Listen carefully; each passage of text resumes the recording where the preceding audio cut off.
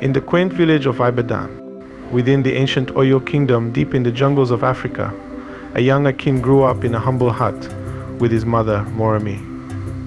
Despite their poverty, they found joy in their simple life. Momi, a dedicated farmer, would sell her produce at the village market to provide for their family.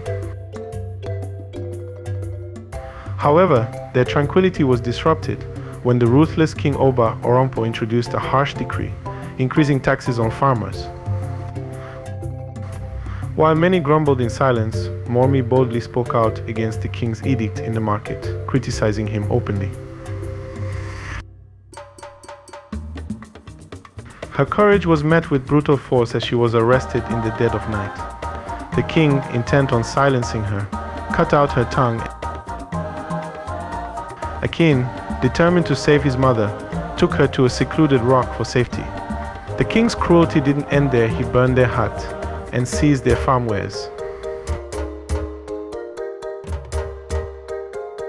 Akin's quest for justice began as he sought a way to avenge his mother's suffering. His journey led him to a wise hermit who taught him the ways of magic, patience, self-defense, and hunting. The hermit also restored Mormi's speech, and Akin grew into a powerful African warrior, renowned across villages as a just warrior. His exploits were heard all over Africa, from kingdom to kingdom, as far as North Africa in Egypt to Dahomey.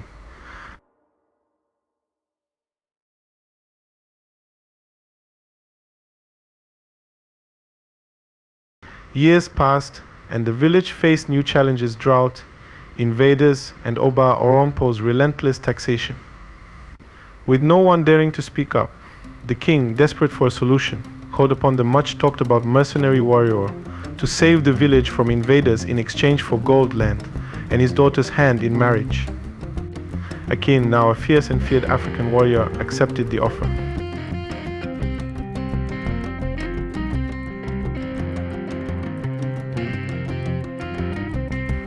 With his help, they fought off all invaders and returned peace to the land.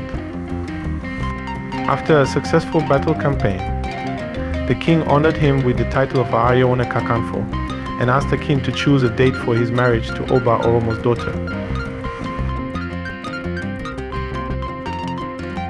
As Akin prepared to marry the king's daughter, he shared his story with Mormi about how the villagers and even the African king could not recognize him. He told her also of the battles fought and won, leaving her in shock and pride. Her warrior has now become the savior of their people. They returned to the village 7 market days later, still unrecognized with so much fanfare.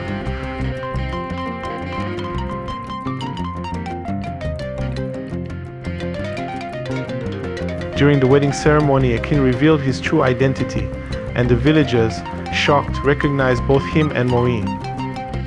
It was as though scales fell off their eyes. Oba Orompo, trembling, fell on his knees and begged for mercy and for his life. This left the entire villagers in shock, as it has never been known for the king to kneel and beg anyone, even when at the mercy of the sword. But the Oba, broken and contrite about his wrongs to the family, begged for their mercy. It was at this point that Mormi, who declared their mission was not one of revenge but of protection. She told the king that she had forgiven him long ago, but advised him to listen to the voices of his people. In a surprising turn of events, Oba Orompo restored all that was lost to Akin and Mormi, granting them tenfold the size of their original land and declaring an end to taxation.